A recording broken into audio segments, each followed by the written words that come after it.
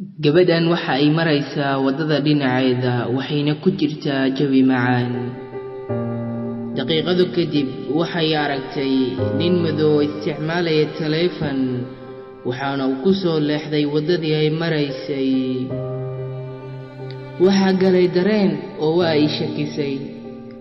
cabaar markii ay isdaba socdeen gabadhii waxa ay la soo baxday taleefankeedii si ay u wargeliso booliska uguna codsato in la badbaadiyo. balse maxaa dhacay? waa uu ku soo cararay waxa uuna ka qabtay xariga boorsadeedii gadaal ayuuna u soo celiyay.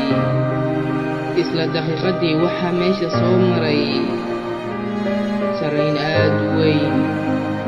gabadhii oo dareen ku jiro aadna u walaacsan ayaa wiilkii fiirisay balse waxa uu raaligelinayaa ayada wuxuuna ku leeyahay isilaali.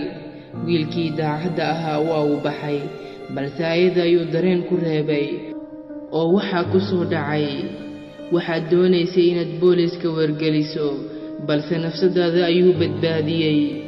intaadan falin ka fiirso oo ka fiirso waxa aad samaynayso. ha degdegin ee ugu horeen wax hubso.